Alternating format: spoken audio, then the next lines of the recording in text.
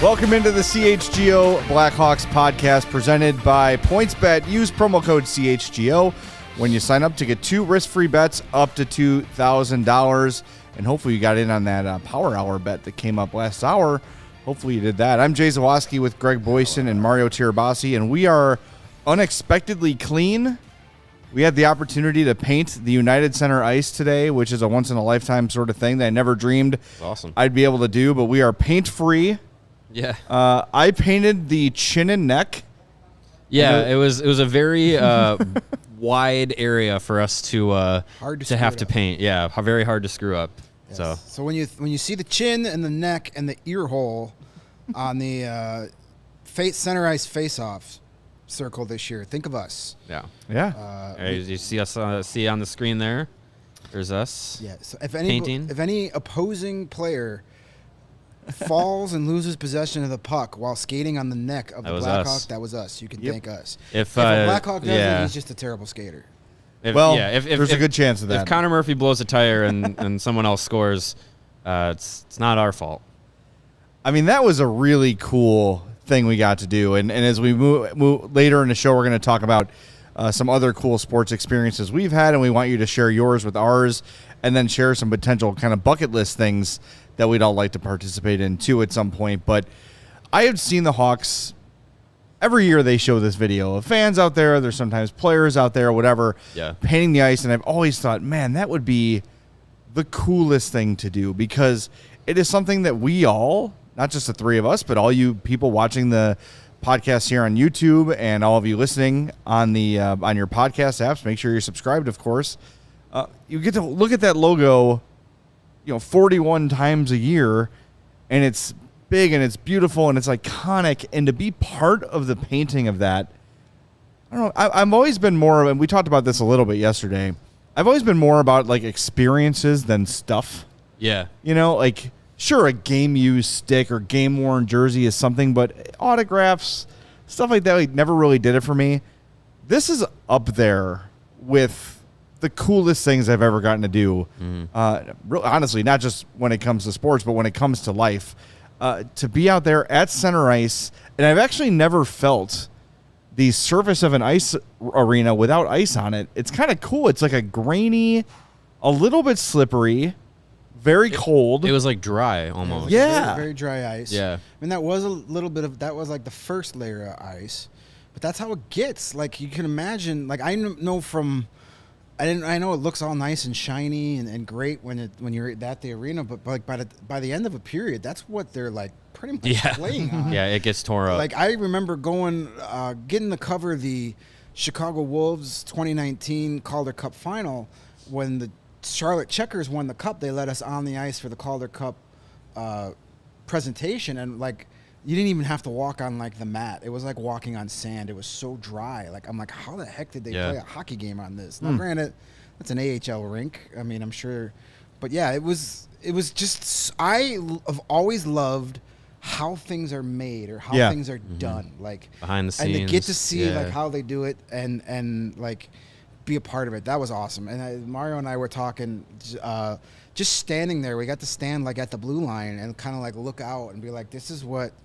Imagine being an opposing player standing here for the anthem in like a 2013 playoff game. How freaking intimidating that's got to be.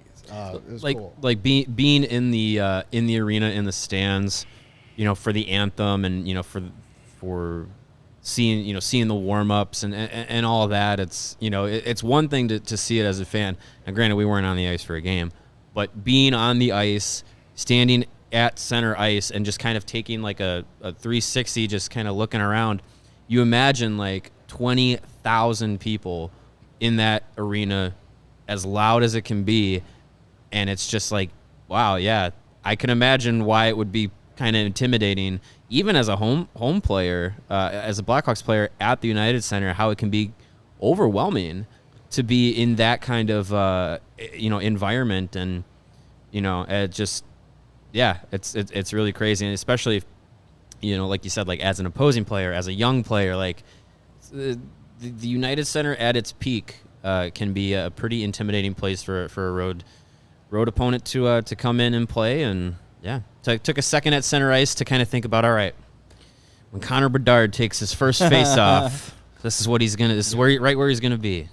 Just the goosebumps that have to be all over your body when something like that happens. And I made a point too to stand kind of in the middle and look straight up at the scoreboard and just the size of that thing and imagining what it sounds like when you're right there when the goal horn goes off when you're on the ice, and the fans and the lights and just the whole thing.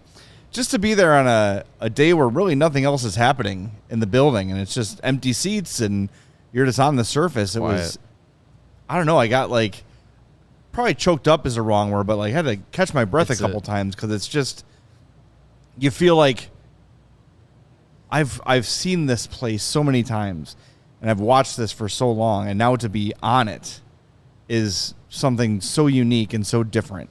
And it's not like yesterday you talked about being at a concert at Wrigley and then turning around and realize you're standing in center field on Wrigley Field. You're like, oh my God, you take a minute to kind of think about all the people that have been here before me. Right.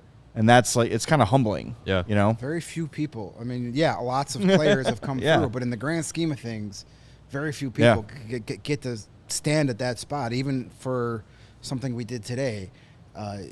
That's one thing that I've tried to, as I progress in my career and covering sports, is to never take it for granted. Never take those moments for granted. Never get to be one of those jaded reporters that just, God, I got to go cover the game. You know, I always appreciate that you're getting access to things that very few people get to do. Absolutely. I would kill to do. I'm the luckiest guy on the planet being able to do this job. I mean, that's how I feel every day since March. And in moments like this, I just try and take it in. And like, I never want the excitement of being able to do that to ever go away. Yeah. Well, I do think that and that's genuine. That's not just because Brandon's here. Oh, he is? I had no idea. No. But really, I do think like in any job, even if you do have the opportunity to work your dream job like we do, there are those days where you feel like, you know, feel grindy. Here we go. It's the end of August. We got to conjure up some Hawks topics for people to steal from us in a couple weeks, and it's just like, you know, it can be daunting, but then you're right. Like, there are so many people in our industry that are just too cool for it. Yeah. Right. Like, everything's lame. Nothing is cool. There's a story. My flight's delayed again. There's a story that Matt Spiegel on A Score used to tell when they went to the Hawks Bruins Stanley Cup final. There was a reporter at the TD Garden Center, TD Bank Garden, whatever it was called, TD Bank Garden. TD Garden. When he saw the spread, he went, "Lobster again." It's like, dude, you are covering the Stanley Cup final between two original six teams. They're feeding you free lobster, and you're complaining. But he was in Boston, so it was lobster. Lobster. Again. To everybody here, Joey, Matt's over there, Mario, Greg, Casey, if I ever get that way, just kick me in the nuts as hard as you can. All right. That's no problem. Honestly, like I another excuse. I just, if anything, it kind of makes me sad that people just can't find the joy in something that is so cool that we get to do, or even things that are adjacent. But it's not just working in sports, like, you know, working in music, working in movies, whatever. Yeah, every job's got its downsides, but I hope that I never lose sight of how cool it is and what an honor it is to do the job we're doing, because it's awesome. And to have the same people in the YouTube every day and seeing new names pop up all the time, just talking Hawks with us, like that is such a privilege. It's awesome. And I will never lose sight of that. I know you guys won't either. But it's just, I don't know. Today is one of those days where when I, you know, look back on my career, will be like a top 5 memory for me. It was just unreal. And I don't know if I was doing my best to play it cool there, but I was not cool. I was just really, really overwhelmed by the moment. And I don't know. It is something I'll never forget. Yeah, I think there is a lot that, you know, goes into being in this media field and in this position. And, you know, I think about this upcoming season. It'll be a little bit different than how we, you know, when we launched and how we finished last season when we started this whole thing. You know, the aspect of traveling and we'll be covering 41 home games at the United Center this year, and yeah, I mean when you think about it in the grand scheme, it's just like, okay, that can be a bit taxing sometimes, but when you step back and you think like, I get to, for a job, for a paycheck, talk about hockey all the time, and that's all I have to do is be the best version of myself, talking about hockey and about Blackhawks, and people will give me a paycheck for it. And if I can do that for the next 50 years of my life, it'd be wonderful. There we go. So it's definitely something that you have to echo Jay's, to your guys' points, wanting to like always take it and appreciate it, because it's something that we've all worked to do, to get to a position like this, and to be able to, go on a, we're figuring out our schedule, but to go on like a 3-game road trip or something to cover the team, like it's just like some people might be like, traveling again, blah, blah, blah. But it's just like, that's something that we've all wanted to do, and we've all wanted to experience. This is what we've worked for. We've all taken, Mario and I, we've taken pretty similar paths to get to this point. Yeah. Jay, you worked forever in the radio industry, but you started at the entry level, at the bottom, and you've had to do all the unpleasant jobs and worked your way up. And I think it's like, I'm not going to like say specific people, but a lot of times in this city, the Blackhawks beat is like what the first-year reporter gets to earn his stripes or her stripes. Like, put them on the Blackhawks beat, and then if they're good enough, we'll give them the White Sox in 2 years or something like that. Yeah. It's not a destination beat per se in the actual print media industry. For some, yeah. But for us, this is what we've been working for. A moment like today, being able to sit there and paint the freaking center ice logo that the Blackhawks are going to play 41 games on. It made all those driving home from Rockford at midnight in a snowstorm, because I covered a game that 106 people were at and wrote an article that nobody's going to read. It makes all that worth it. And like, that's what I say, like every time this season that we get to go to practice and, oh man, it's snowing outside, I got to go to, I'm not going to take for granted sitting down in my spot at the United Center press box, because that's what all of this is for. And man, today just was like these last 6 months have been like, I'm afraid to go to bed at night because I'm afraid I'm going to wake up and it's not, none of it was real. Just checking for anvils. Yeah. So like, it's just been a day like today. It's just been like, man, that was just so, it was surreal. Like, it's still pretty cool. The first paint on this center ice logo, we put it there. Yeah. It was completely empty until we showed up. It's funny. I was at a wedding this weekend and saw a lot of people I hadn't seen in a long time, and like, man, it seems like you're really loving your job. I'm like, yeah. Like, to just not, even like back in the day, I had a cool job, but there were those moments where I was like, ugh, you know, and I would not love to talk about it, and sometimes, and that was probably on me a little bit, but people were like, how you doing? I'm like, I'm doing great. Like, I am really doing great. Like, this is the happiest I've ever been. This job is a huge part of why, and we're just all so lucky we get to do this. I know we could do this for 5 hours if we wanted to, but there's a bunch of people in the chat sharing some ideas of their own. And absolutely a shout out to everyone in the chat, everyone that watches on YouTube, listens to us on the podcast, hits us up on Twitter. It's a part of why we're here. And why we're able to do what we do is because of the people who have come to CHGO, who have been with us and the podcast and with Jay before it was CHGO, and those who have joined the party afterwards and stuck around and maybe have left and come back, whatever it is. A big shout out and a lot of thanks and appreciation to everybody out there, because. It's because of you guys that we're able to continue to do this, and be able to produce great content and do this job. Yeah, and PointsBet's a big part of the reason we get to do this too. Also, we can't lose sight of also that. part of it. Yep. And I forgot my my fat hiding laptop today. It's in my car, so I need to have I'll try to put my phone over my stomach a little bit. There we go. Okay, PointsBet Sportsbook is counting down the days until the football season with a new offer every day until the season kicks off. So from now until September 8th, PointsBet Power Hour will unlock a new daily offer every day from noon to 1 p.m. Central.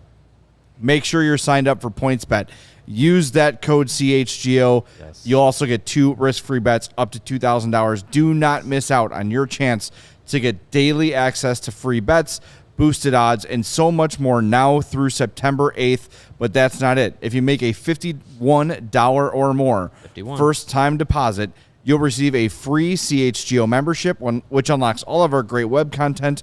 And you'll even get a free shirt of your choice from the CHGO locker. And a little birdie tells me new design coming soonish. Coming soonish. Today-ish, tomorrow-ish. So keep an eye out for that. What's that? Bear Show. On the Bear Show. The Bear Show will be revealing new duds, my friends. 3 o'clock, my friends. Download the PointsBet app today and use the code CHGO to take advantage of this limited time offer. Don't just bet. Live your bet life with PointsBet. And if you or someone you know has a gambling problem and wants help, call 1-800-GAMBLER for crisis counseling and referral services. And a quick thing, the Power Hour thing is not just for new users. That's for anyone who signed up for PointsBet from the start of CHGO. For any PointsBet user, that Power Hour happens every day from now until September 8th from noon to 1 p.m. Central. Make sure you have those PointsBet emails and check your app. Set an alarm. Check it every day at noon to see what new offer has come through. I have enjoyed the Power Hour myself. We'll see if those bets pay off. All right. What also is paying off right now, though, is another one of our friends, and that's Athletic Greens, and their AG1 formula, which is designed to improve your gut health, optimize your immune system, and give you more natural energy. I'll be sure to have an extra source of a scoop of AG1 when I get home later today to offset the lunch that we had before the show. It's going. But with AG1, you are absorbing 75 high-quality vitamins, minerals, whole food source superfoods, probiotics, and adaptogens that help you start your day right or even end your day right if you wish.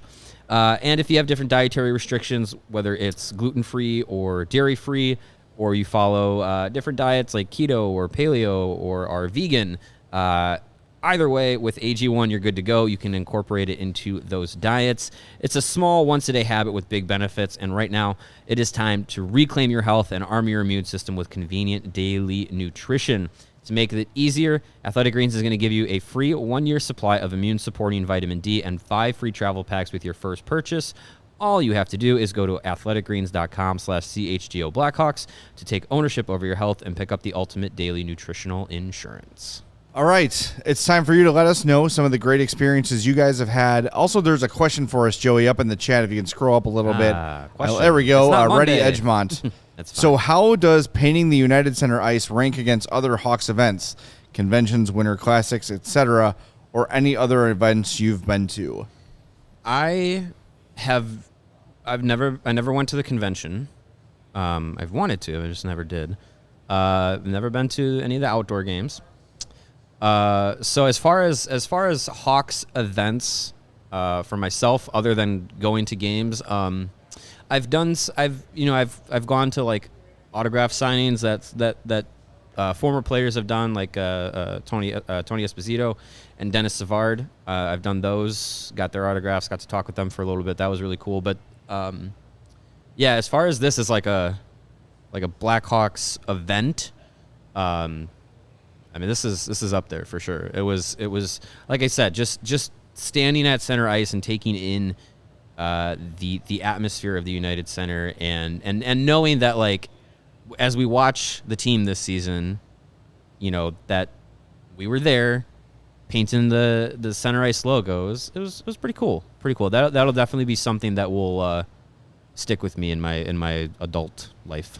Yeah, it's up there for sure, hockey. I was able to go to the first Winter Classic at Wrigley as a fan, and that was an awesome experience.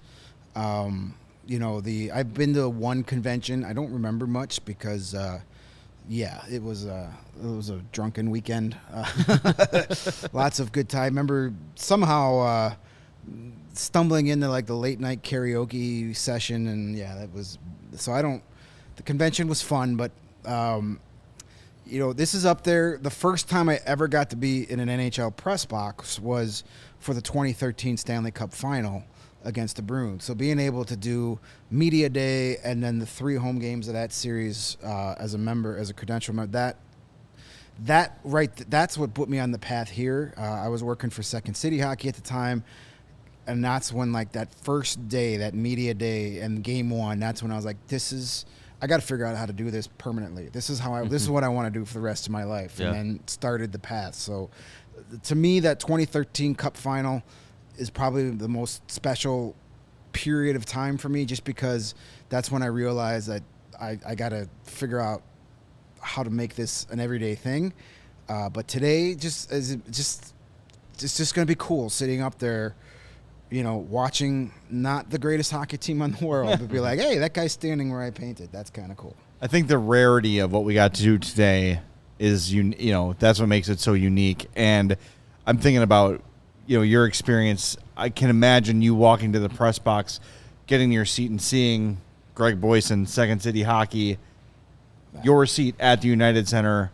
The first time you see that as a member of the media is always significant and always meaningful.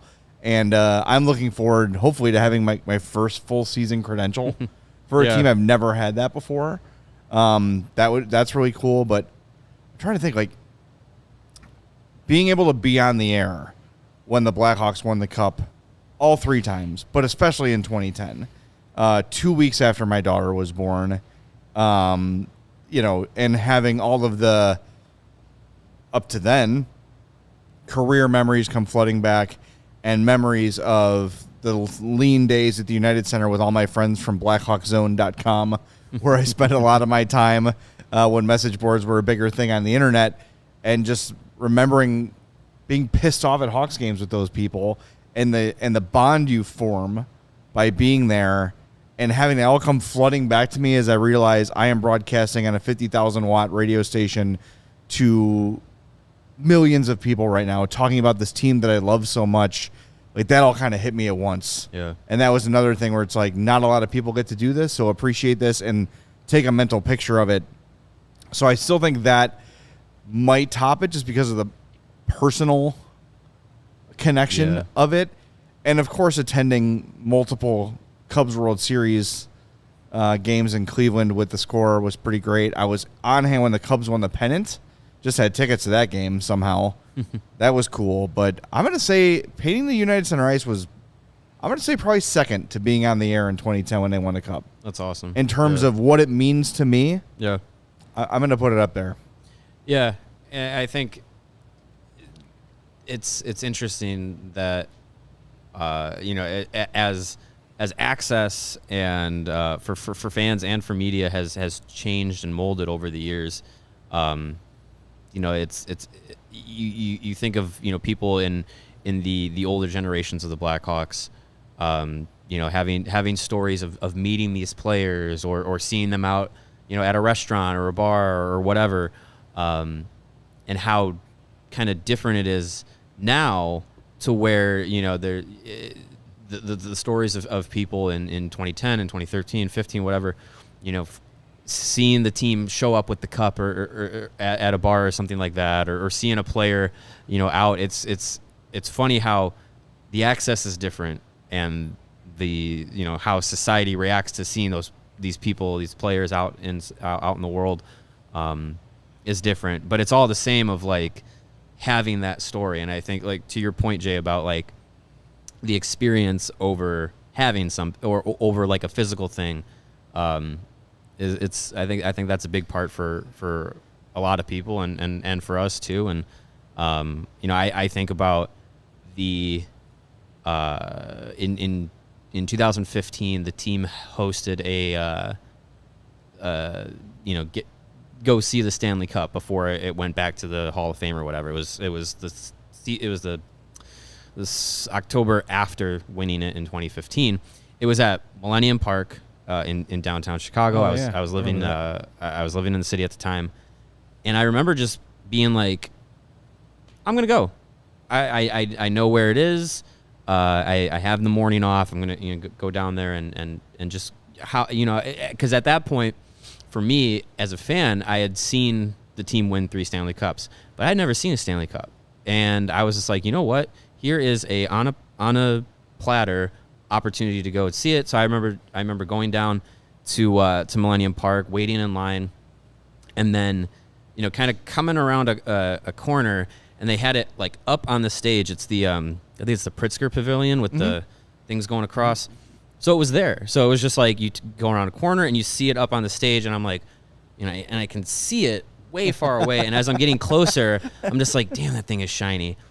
And I get up to it, and I'm just like, it's like that moment where you're just like, when if you ever meet like a legendary player or whatever it is, and you just kind of you're kind of just there, and you're just like, you feel like the presence. Like this is a silver cup, inanimate object, and I'm there, and I'm just like, well, you think about all the people who have touched that, and eaten cereal or pierogies out of it, and you know what I mean? And like all the babies' butts that have been in the NHL did a great promo where they had like the cup winners handing it to each other year after year after year. This last, where it was like, cool. Crosby gave it to Taves, gave it to, and on and on and on. It was so cool. And your brain, when you see the cup, kind of does that, like, oh my God, it's right there. And like, and all the names are written right on it. Right. Yeah. Did you touch it when you saw it? I did not. I've seen it in person twice. I saw it at that time at Millennium Park, and then when they had the draft here, they had the Stanley Cup here at the United Center. And I saw I feel so bad now in retrospect because I haven't won the cup since then.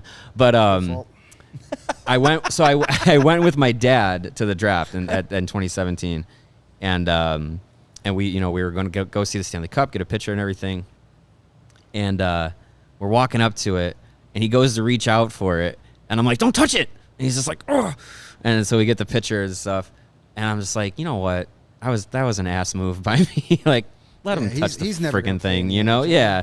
So yeah, I've definitely softened my stance on people touching it and whatnot since then. But yeah, I was like, I see it. It's not mine to touch. But it's really cool this Hawks see in person. They would bring it to Odyssey or CBS Radio or whatever the hell it was at the time. Every time they'd win, and everyone in the company got to see it. And I would not touch it after 2010. Then 2013, Patrick Sharp brings it in with him, and he's coming on the air with us. So I'm bringing Patrick Sharp into the studio for the interview, and he's just walking with the cup, and he goes to sit on the table, and I go to help him. So I grab it, and I'm like, oh my God. I didn't even think about it. I just was trying to assist him, and I'm like, it was like getting struck by lightning, and I'm like, is this okay? I'm really sorry. He's like, no, man, don't worry about it. Like, it wasn't a Freaky Friday situation. You and Patrick didn't switch bodies or anything? That would have been terrible for him. That would have been terrible for Patrick Sharp. The best 24 hours. But I just unintentionally, like, just trying to help him out, I was like, oh God, what have I done? And he was like, he kind of mocked the fact that I was worried about it, because every sales guy there was like, basically licking it. Yeah. But yeah. I had a fun experience with the cup in 2010. My girlfriend at the time, partner at the time, was the president of the Chamber of Commerce for Edison Park. John McDonough grew up in Edison Park, so his day with the cup, he had a rally there at Brooks Park there, and he took it to like all his favorite places as a kid. So we got to go into the gym at Brooks Park beforehand and got to take pictures with the cup, which was cool. And I didn't care about the superstitions because I'm no way ever going to take a shift in the NHL, so I'm not going to. Still time. The back is a little rough. Saw you out there on the ice. So I in my picture, my sister took it with a nice professional camera. I kissed the cup, and then we were able to figure out based on like zooming in, like I somehow managed to actually where I was kissing was the 1961 Blackhawks. Oh, cool. Because we were kind of able to like zoom in and see, and then, but later that afternoon. You get a tetanus shot? Yeah, I had to have my lips amputated and redone. Later that day after the rally, we got to go have lunch with John McDonough at one of the local restaurants in this like little private room. I'm sitting there, and it's all a bunch of people. There's probably like 20 people around this long table. And the Stanley Cup is sitting in the middle of the table like a centerpiece. And like everybody's like just having lunch, like no big deal. And I'm just like, that's the freaking Stanley Cup. Like I don't even want to eat. Like I'm just going to stare at this thing. Don't let this moment end. Yeah. It was pretty cool. But so I kissed it in 2010 as a non-playing Blackhawks fan, and they won 2 more cups. All right, not you. So save the curses and hexes for Scooby-Doo. We've got a $10 super chat from Design Love. He says, thanks again for everything. Best puck talk around. Y'all are being very kind in the chat. Yeah, thank you. And we appreciate that. Perfect day, because our boss is here watching, so thank you guys. No, it's checks in the mail. It's cool. You know, like the whole idea of CHGO is to build this community around these teams, and you can see it, you know, and we started in March and had very little actual hockey season remaining. So it's basically we built this during the off season with the draft and you know, trade deadline day was a huge show for us, and free agency and all that stuff. Prospect camp. Being part of the season, I cannot wait to see how this thing grows, and it's always a reminder, like, let people know about this because it's still relatively new, and there's a lot of people who are Chicago sports fans that just don't even know it's out there. So especially help us spread the word. Especially this year, because the Hawks aren't going to be great. We know that. So that means there's going to be very little coverage dedicated to this team from your main medias. You know, if you still watch the 10 o'clock news, they're barely going to talk about them. They'll show you a goal highlight and tell you the score. Something snarky. Oh, the Hawks lost again. The print media, you know, you're outside of your actual Blackhawks beat, there's not going to be a lot of coverage. Right. So if you've got a hockey fan, you know, a Blackhawks fan in your family or at work, and say, hey, listen, check these guys out after a game.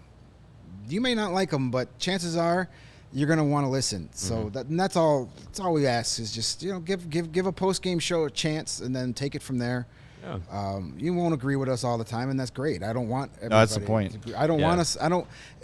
Living in a world where everybody thinks the same as me and agrees with me sounds boring. Really boring. Yeah, I don't want that. So we encourage the debates, the healthy debates and discussions. And our guy Michael asked the first official day at training camp, any Notre Dame. He's a fellow St. Lawrence alum there. Yeah, there you go. No, they haven't released any of that yet. Should be soon, though. I would imagine we're going to get it in the next week or so. The Tom Curver's rookie showcase with the Blackhawks and the Wild will be in Chicago this year. Last year it was in Minnesota. I believe the games are the 16th and the 18th or 15th and 17th. I can't. It's between September 14th and 18th. My guess is that Monday, the 19th, I think it is. That's my guess that training camp opens, because the 27th they have their first preseason game. Yeah. So again, That nothing makes official, perfect but sense. that's my guess will be, as to what the timing will be. There would be. I would assume there will be at least 5 full days of practice before that first preseason game. Yeah. Mhm. So somewhere around the 20th of September is Right in that range. Yeah, is a good guess. I don't know if they're doing any special Notre Dame things this year. I would Probably think they would have not. announced that by now, considering it's 3 weeks. That away. was Right. always he who shall not be named, too, the alum. right. Sure. The Yeah. one good thing about him. Yeah. As far as Notre Dame though goes, quick little. Greg's hatred for Notre Dame fuels me. That's great. Well, Greg will have a lot of hate because it looks like the Blackhawks schedule and the Notre Dame hockey schedule have blessed us with a perfect opportunity to see Notre Dame play this year. This is an unofficial CHGO trip, but I believe it's November 11th. Notre Dame is hosting Michigan. Yes. And I think we're going to try and make a CHGO road trip down to South Bend to see Landon Slagert. Graham is his older brother. Landon Slagert, Ryder Rolston, and Frank Nazar play a game.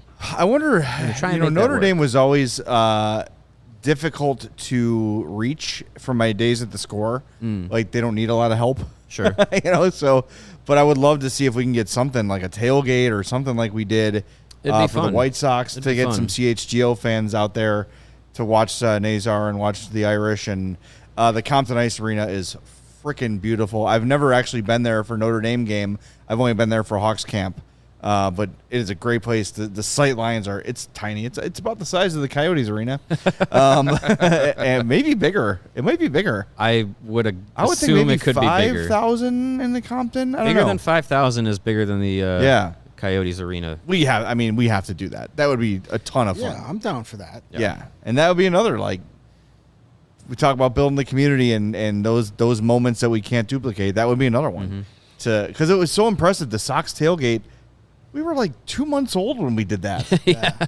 And you were a toddler. There were, 50, 60 people came out and hung out with us? Yeah, and great time. We had Weber Grills there with us cooking things up. And had a great showing at the Red Stars and Fire tailgate a couple weeks ago. So, yeah, I think a lot of people would make that trip to Notre Dame. And one of the big battles I had at my old job was convincing people how big Notre Dame is.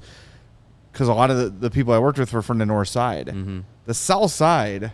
Notre Dame's the #1 college program for almost everybody. I mean, Northwest Indiana's right there. Yes. So that is a no-brainer outing. And look, if we can't make an outing out of it, I'm freaking going. I don't care. We're going to be there one way or another. Yeah. Yeah, I'd like to go. And in our little group chats, off the air, when Mario had first brought this up, he had said, "Oh, and then Notre Dame plays Navy the next day in football." At 11 o'clock kickoff, we could make a whole weekend out of it. I was joking, okay, let me check what Amazon has in Navy Academy hoodies, so I can sport one. Don't you have a Stars and Stripes Roosevelt you could wear? Yeah, probably. Works the same but way. it might be a little chilly out there. I might need a hoodie. Yeah, it's true. No, that's true. I'm Second all for week the in hockey, November. But yeah, I even though I have pure hatred for all things Notre Dame football, I would totally go to a game and appreciate it. I think that'd be a cool experience. Yes, I feel if they lose. I feel that they're not going to lose to Navy. I You've feel said the that same. before. I feel got to stop the triple 100 times, and I've been wrong once. That's all that matters. They're going to lose this weekend, which sucks because as a Notre Dame fan, all you have the crappy part about not being in a conference is really all you're playing for ever is a national championship. And if you lose a game for Notre Dame, oftentimes that will eliminate them from the conversation. So they're probably going to lose to Ohio State. Then I've got to cheer for Ohio State the whole year to go undefeated so that one Notre Dame loss doesn't look so bad. These are the woes, Greg. Don't worry. You never want to have to cheer for Ohio loss State. to Navy will clear up any chance you guys ever have. The game day experience, though, at Notre Dame is amazing. Yeah, I would totally enjoy that. Yeah. The one I would we talk about bucket list experiences. I hate Michigan. I loathe the Michigan Wolverines football team.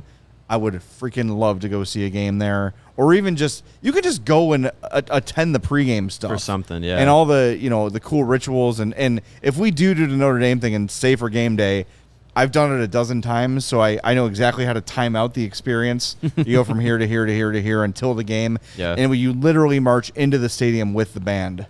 It is so cool. It's pretty cool. So I hope we can make that happen. The problem with that will be lodging. We might just have to go to the hockey game, drive home, and then go back to Notre Dame the next day because there's not a ton of hotels around there that are cheap. Yeah. So not on a game weekend, at least. Not on a game weekend. Yeah, South Bend the rest of the year. Maybe we just we just figure out how to get the official CHGO RV on the road and go that route. Sure, that's in the budget during the middle of bear season. You just do it for trade. Get a couple free ads for an RV company. Yeah. We'll paint it. We got all this painting experience. I can do it anyway. Yeah, I mean, I've got a backup career now in case this, in case I get fired from here. See, you know how to paint. Stupid. Exactly. No, that would be a lot of fun. That would be a lot of fun. I saw. Was it? I'm sorry. I think it was No Roids Just Rage. Early on, shared one of his favorite experiences talking about playing at UIC. That was our guy, Design Love. Oh, Design Love. I'm sorry. Yeah. This UIC hockey team. I remember that. They had to get rid of hockey to pay Jimmy Collins. There it is. Yeah. He says, my great experience was when UIC had a hockey team. We were playing on the practice rink. Steve Thomas and Bob Bassett were injured, and we were playing there, and they shot on me for like an hour. That's awesome. That's really cool. See, that's the kind of thing. How many people can talk about Steve Thomas and Bob Bassett taking shots on them in goal? It's incredible. That stuff is so cool. Yeah. Keanu Reeves. Yeah, that's true. Yeah. True. Yep. I remember the UIC hockey team, man. They were pretty good back in the day, from what I remember. People loved it, and people to this. Those games were fun. I remember going. I don't know, top of my head, 20 years. At least 20 years since that program has folded, and people still talk about UIC hockey games and wish they'd bring them back. I wish they would too. I mean, it's crazy that They've there's got no yeah. top tier Division I hockey programs in Illinois. Right. It's crazy. Yeah, with all the AAA teams we've got in the Chicago area, you know, with your Chicago Missions and your Young Americans and your Team Illinois, you figure you'd be able to get a competitive team pretty quickly. But I remember the UIC games. I think my sister was pissed because she was spent her first couple of years at Champaign, U of I in Champaign, and then transferred back up home to go to UIC to finish out her degree. And I think that was the year they cut it. So she was mad. She was like, I will never root for the UIC basketball team because of Jimmy Collins' salary in order to get him. The hockey was sacrificed to pay the basketball coach. By the way, bad news from Tom. The Navy game is in Baltimore. Notre Dame Navy's in Baltimore. I was just looking that up. Yeah. Oh, shit. I guess I have to cancel that order on Amazon. Wait, are you one of those people that you'll cheer for a program like? Could you root for Notre Dame hockey but not Notre Dame football, or are you just zero Notre Dame? Because I'm a fan of like Northwestern softball, but I'm not so into the football program. I kind of can jump around. I'm not fully against rooting for Notre Dame. I guess it depends on who they're playing. It isn't. Like Notre Dame football, I cannot root for in any circumstance.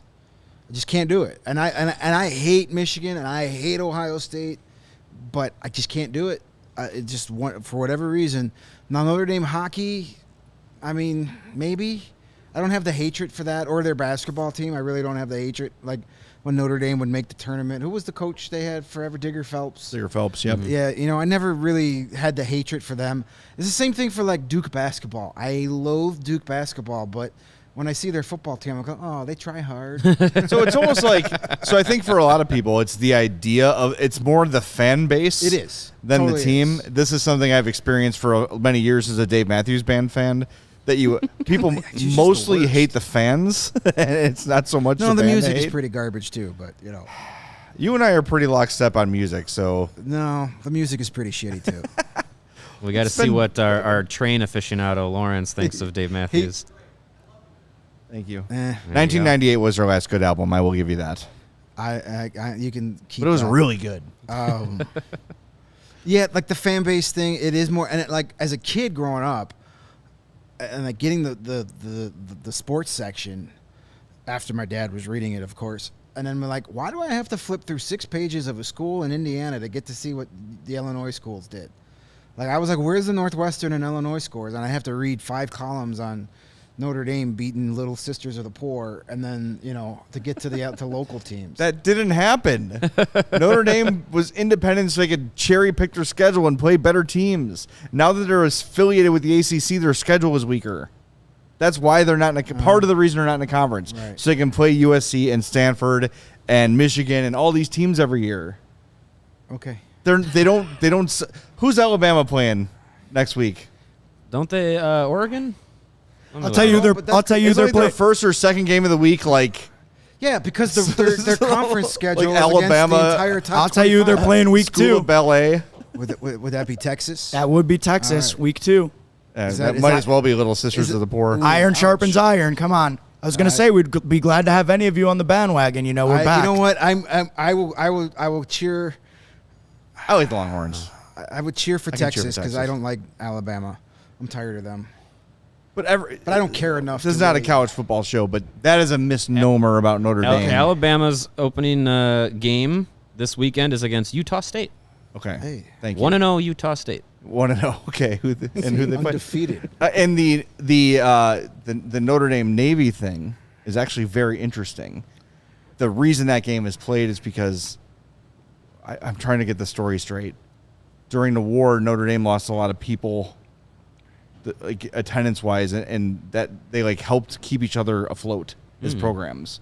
So they will always play that game. They'll always have that connection, Notre Dame and Interesting. Navy. So it's not like we need a softie on our schedule every year. It was Right.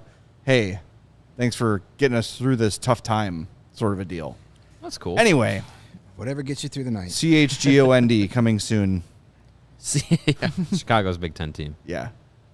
That trip. Well, now that we don't have a football game to go to, that'll make it an easier one-day trip. It'll be fun. Yeah. We should do that. And look, I'm down. You can go, I definitely want to take my daughter to a Notre Dame game for the first time because, I mean, any college football game is a slog. They're like 4 hours. The clock stops constantly. Oh, yeah. Then you've got the Notre Dame NBC element, which has extra advertising. It is a long-ass day. Any college football game, especially a Notre Dame game. Even a game that kicks off at 11 a.m.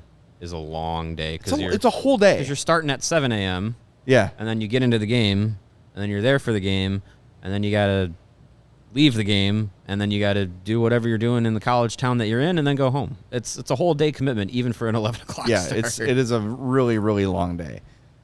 One of the, to kind of gear back to experiences, one of the best across-the-board sporting experiences in games that I have ever been to was a college football game in 2010. It was Wisconsin hosting Ohio State. This was the number one Ohio State team with Terrell Pryor. Oh yeah, and it was in Madison. I was at the game. Me, my dad, and my sister went. And it was the game that Wisconsin upset Ohio State as the number one team. Incredible game. I will never, ever, ever forget for probably the only time I've ever been to a Wisconsin game. The entire arena was full at kickoff. The student section actually showed up on time and was ready to go right at kickoff. And good thing they did, because David Gilreath, Wisconsin legend, took back the opening kickoff, and I have never felt a football stadium shake before. And it was like, in that moment, I was just like, felt my body vibrating, and I was just like, oh my God. And then just throughout the game, JJ Watt was dominant, which was awesome to see in person. They win the game. And I still have the video. It's on my Facebook page. That's how old this was, when I was actively using Facebook. I still have the video of the fans running onto the field. And I was taking the video. I was like, oh, my God, oh, my God. And my sister elbows me. She goes, let's go. And I'm like, we're not supposed to. And I'm like looking around as like literally everyone is leaving the stadium. I'm like, well, okay. So we take off, and yeah, we got onto the field and got some pictures of me on the field. And I just, that's one experience as a fan, seeing a game that I will never forget. Is that the loudest moment not you've hockey related experienced? either. Well, as far as like a crowd, yeah. My dad has taken me to. I've been lucky enough to go to a number of Indy 500s. That's the loudest thing I've ever heard. Okay. But yeah, as far as like a crowd stadium experience, I think that's the loudest one I've ever been to. I got to storm a college football stadium field once. You probably won't like this story as much. A friend of mine, a good buddy of mine, went to University of Iowa, so we went to visit him, and we got sit in the student section of a Iowa-Wisconsin game, and Iowa won to clinch the Rose Bowl. This was probably like 2000. It was the same weekend or the same year. I don't know if it was because we won a couple times, that the Ron Artest brawl with the fans. Oh, yeah. Whatever year that 2004. was. Yeah. Yeah. Because we remember hearing about that on the radio on the drive up there the day before the game. And then getting to his house and seeing the highlights and just being like, what the What an experience. So we were in the student section, and Iowa wins the game, and the whole student section just storms the field. And we were in the middle, so like, we don't have a choice. I guess we're going on the field. We're going. I didn't care one way or the other. Like, I was just there because I was in my early 20s and wanted to party on a college campus all weekend. But that was cool. And then I remember while my sister was at U of I, sitting in the student section with a game with her against number one Penn State. They were undefeated at the time. This is when they had Kajana Carter and Kerry Collins as quarterback. Oh my gosh. And they were like 10-0, number one in the nation. Illinois, that was when Simeon Rice and Kevin Hardy were on their defense. Illinois has a 28-0 lead at halftime, and everybody's thinking like, where are we going to dump the goalpost after we turn it down? And they lost the game 35-28. Oh. It was. So I rough. didn't get to storm the stadium. That was when I was like a sophomore in high school. So I was all about like, this is great. And then Kerry Collins showed up in the second half, and that was over. Yeah. Trying to think of the loudest. So I was at the 91 All-Star game at Chicago Stadium. The infamous anthem. Yeah. That was very, very loud. And you talk about like a building shaking. Oh. That was it. But I think you expected that there, right? It's Chicago Stadium. Everyone was preparing for that moment. So, not that it was not genuine, but it was just everyone knew it was coming. Well, and was also what was happening outside of the hockey world. The build up to it was huge. I was at the NLDS in 2015 where the Cubs eliminated the Cardinals, where Javi homered, and that's where Schwarber put the ball on the I was at that game too, Jack. Budweiser scoreboard. When Javi homered, Wrigley was shaking. The building was shaking, and I've never felt a baseball stadium shake before. I was there when the Cubs won the pennant, but that game was out of reach. Like the Cubs killed the Dodgers that game, right. So it was just a matter of playing out the game and getting it over with. That Cubs Cardinals game was intense start to finish, and those two homers, but especially Javi's homer, because I believe, Joey, weren't the Cardinals ahead at that point? Yeah, Steven Piscotty hit like a 2-run homer in the first or second inning. Yeah, well, I remember I was walking into the stadium because I got there late, and as I was walking in and I'm walking up the stairs and you could start to see the field, Javi hits the home run. Like the whole place is shaking. It was violently. vibrating. And then they hit another home run, and that's when Schwarber put the insurance run on top of the scoreboard. Yep. And people crying in the stands. Dude, that was just a different feeling. That was wild, and it had the feel of like similar to the Seabrook goal against Detroit. Yes, they went on to win the Cup, and the Cubs needed another year to win the World Series. But like that arrival moment, like, oh my God, we're about to slay the dragon here. I've never heard it that loud. And not since, obviously. It's just it was unreal. I get goosebumps thinking about it. And we were in the 100 level, like under the what do you call it? Like we were under the 200 level. Yeah, or I guess it's under 300. the upper deck. Upper deck, thank you. So we couldn't see where Schwarber's ball landed. So we're all like doing like, did it hit the scoreboard? Did it go over? People are like, no, it's on the scoreboard. So as like that word is traveling through the ballpark, that was just a magical experience being at that game. But there's so many. Mm-hmm. What are some of the things like that? So where have you been? Like out of town ballparks, where have you gone? Well, I lived in Milwaukee, worked in Milwaukee for a long time. So Miller Park, American Family Field. That's a nice. It's a nice ballpark for sure. I saw McCartney there. You what? I saw Paul McCartney there. Oh, nice. That was nice. great. I saw Springsteen there once. It's a good venue. Good venue, yeah. Yeah. No, I'm a big fan of that. I haven't really. I'm not one of those people that really travels for road games all that much, so I haven't really seen a ton of outside of the Great Lakes area. Yeah, I haven't done a lot of baseball stadiums. parks. I wish I could do more. I peed on Busch Stadium once. Does that count? That's what you're supposed to do. I mean, we went to St. Louis from the Mardi Gras weekend one year. Again, early 20s. Yeah. And we were there for the parade. I was like, man, I really got to pee. And my buddy's like, hey, there's some porta potties. I go, nope, I'm peeing on this. There's a 20,000 person toilet right there. Yeah, no, I'm gonna go pee on Busch Stadium because that's how I feel about the Cardinals. So, That's that's a good one. Not wrong. Good one to go to. Man, I really don't have a lot of like different. Like I have a few hockey arenas. Yeah. I've traveled for Hawks games. I love XL Energy Center in Minnesota. Let's do that this year. That's favorite the hockey. That's the consensus of a lot of people. Is that's one of the best. So cool. My favorite part about them is like when you walk in, you're kind of like in the middle, and it's like wide open. So like you're on the concourse, and you could still see the ice. Oh, cool. That's and nice. their standing room only is like on the 100 level. So you got like this flat concourse, and then there's a ledge, and standing room only is assigned. Like there's numbers like on a bar ledge, and you stand at like number 20, and there you are. But you're like you're standing behind the last row of the 100 level, not the last row Of the 300s. Of the 300. Yeah. level. So Wow. you're much closer. It's such a cool little, and you got Tom Reed's sports bar right there. Tom Reed's a great guy. His original He's the first rash guy. Yes. He retired because of a rash. Right. He's Marion Hossa before Marion Hossa. If you ever meet Tom Reed, ask him to tell you the story of when he got to take Peggy Fleming on a date. Oh, all right. Asked Stan Mikita to borrow his car, and Stan Mikita told him nope. He tells the story much better. And then Peggy Fleming's mom or chaperone answered the door, and she asked him if he was a hockey player, and he said, yeah, she slammed the door. That's great. He tells it way better. But Tom Reed, great guy. He's actually got his first NHL contract framed on the wall cool. there. So That's really cool. yeah, which he will tell you that because of all the times he was late for practice and you had to pay for your own broken sticks. That back then, like by the end of the year, he owed the Blackhawks like $20. Oh my God. Instead of the other way around.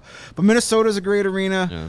Nashville's a good destination trip just because If of you want to get everything. screamed at simply for being a Hawks fan, go to Nashville. I mean, go to Nashville on a weekend of the game and just watch the game from a bar. Yeah. Don't even Yeah. like If they Bridgestone let you Arena in. is not. it's fine. Is not great. It's outdated. It's very at this cookie point. cutter. I'm gonna be going to not Nashville, but going to Tennessee in a few weeks for a friend's wedding, and I'm bringing my Blackhawks hat. And if there's ever any reason to go away from the wedding venue, we're going to be there for a couple days. I'm wearing that hat, and I'm hoping to run into some Predators fans and be like, "Ha! I got in." There's a Vienna beef stand outside of Robert's Western World to make you feel at home. I will need to Make sure make you a grab side that. trip Yeah. for that well, one. I mean, anytime you go down there, at least back in the heyday, I went down there for a Hawks game 2 or 3 times. You see like your next door neighbor in Tootsie's. Like you didn't know they were there. Like Right. it's Chicago. It is Chicago. Like that always like made me laugh. And I keep the red out. I'm like, I'm pretty sure your Chamber of Commerce is like, shut up. Yeah. I'm pretty sure. Remember the Bears game where they drank Nashville dry? Literally, yeah. I'm sure all the service industry people who are going to make a crap ton of money this weekend, the waitresses and bartenders and the hotel people, shut up. Yeah. Like, we love it. Like, every bartender, every waitress, server we ever talked to down there, like, we love it when we wish you guys played here 10 times a year. Yep. Because we make more money on Blackhawk game night than we do the rest of the month. What I loved in 2015 when the Predators were doing that for that series was, say what you will about him as a politician, but Rahm Emanuel was like, we welcome all Predators fans and your dollars to Chicago. Exactly. Yeah. Our money, who cares what jersey we're wearing? Our money is still green. Yes. Yeah. Take it. Bill Wirtz used to sell Red Wings fans the first block of tickets before they would come on sale to Hawks fans. He would sell them to tour groups. Yeah. That's why the United Center and Stadium were full of Red Wings fans. Those were the only 3 sellouts he had of the year. Well, that and half of Detroit moved to Downers Grove. Yeah, that too. Let's see. NHL cities. I've been to Nashville, Tampa, dump. Columbus is nice. I like Columbus Columbus is a great, lot. except the one time I was there, I sat right in front of the cannon, and that was Ooh. Christian Ooh, that's Brown. no good. That was Christian Brown, Huey's last ever appearance in a Blackhawk. That's a lot of cannons. 8. A lot of cannons. Columbus scored 8 goals, and I was Yeah. literally, the cannon was like where the windows are, and where that's not worst hockey experience ever. But a cool arena. Yeah, Boston, Toronto was cool. That was a cool experience. And the Joe was my favorite. I hated the Joe. Everything. I just thought it was cool. I was there for a neutral game, Yeah. so it was cool to just like observe Historic. it. Yeah. You know, favorite sports stadium period that I've been to, Dodger Stadium. Yeah. I freaking love Dodger Stadium. I had no expectations, and I went there and I loved it. I loved the entire experience of that place. Been to Fenway, tiny. Fenway is really small. We had a question. Well, yeah, I think it was from Koopa built in Scoop saying, 1800. did the ice seem huge when you were on it? It was the opposite, No, right? it seemed It felt smaller. small. Yeah, the ice surface felt feels smaller smaller. than I turned to these two guys and I'm like, could you imagine standing here in this confined space and having Connor McDavid coming at you at full speed? Yeah. I'm like, I just peed a little just thinking Yeah, about that's it. like- I can't imagine Like what that's like. so you know at Fifth Third where the Blackhawks have their practice facility now, they do they have open hockey and whatnot. I've played there a few times, and you don't think about it, but it's like, okay, this is an NHL sized ice arena. Well, in Fifth Third, it's just an ice arena, but then a rink. But then you go onto the ice at the United Center. It's the same size, but it's just surrounded by Yeah. so much Having more, and you're just like, 20,000 oh seats man, focused on you. on you, yeah. I can't even imagine what that's like. Oh, it's Very intimidating. Yeah, that was as a player. I mean, it was. that was crazy. when I mentioned yesterday how I got to stand on the field for Notre Dame pregame. Standing on that field with a full stadium, that's a thing. 80,000. Oh my god! And it people. was filtering in, so it wasn't like Sure, totally. yeah, It was yeah. way before the game, but half Still. full. a lot of people. I don't know. Like, you can see why guys freak out when they get on that stage a little bit. It's a lot of eyes. The only thing I can like kind of relate to, one time, it was a Springsteen concert at the United Center, and we sat like right behind the stage. So we could see what the band was seeing, and that was a really cool perspective. Oh, hell yeah. So when the lights go on for the pop and everybody's singing along, like you can see everybody's looking in your direction. So you can kind of almost experience what their that's experience. cool. And you were like, wow, okay, I totally get why they do this, because this is like, I'm not even on so stage cool. and I've got goosebumps. Yeah, that's cool. Just having all that energy come at you. I was watching Metallica at Lolla this year. They were like live streaming it on Hulu, and the people that got like the pit, Yeah. they just get to be like, you're basically on stage just watching the whole thing. It's crazy. I couldn't imagine that. That'd be so I, cool. I will say, I would be remiss if I didn't mention this. It's not a MLB stadium that I went to, but this time last year, my wife and I did a little trip before our daughter was born. We went to Galena, Illinois, beautiful little area if you've never been. It's like 30 minutes from the Iowa-Illinois border. So we were like, oh, we're going to take a day, we're going to take a trip, whatever. And so she's like, here, just follow the GPS. I'm like, all right, cool. I don't know where we're going. We're going to, she said we were going somewhere in Iowa, just over the border. I'm like, all right, cool. So we're driving, and, we get over the border, we're driving into Iowa, and it's saying like, oh, your destination's in like 15 minutes. And I'm like, all right, we're like barely in Iowa. And so we get off the highway, we go down like a county road, and then I see a sign that says like it said like something Dyersville, and I was like, why does that sound familiar? This was just after the White Sox played in the Field of Dreams game, and it clicked in my head 5 minutes before we get there. Oh, cool. Oh, Dyersville, that's where the Field of Dreams game was. And I was like, are we going to the freaking Field of Dreams? And she was like, yeah. So went to the Field of Dreams movie site, and I grew up watching that movie as a kid. It's a great baseball movie. We talked about it when we did our sports movie drafts. Did the house tour and everything. Saw the field that the movie was shot at and everything. The MLB stadium wasn't open, but it was one of those experiences that, like, I'm gonna get choked up. It was one of those experiences that I just you don't kind of prepare for sometimes. Well, especially when my wife surprises me with it. But I was a month, 2 months away from being a parent, and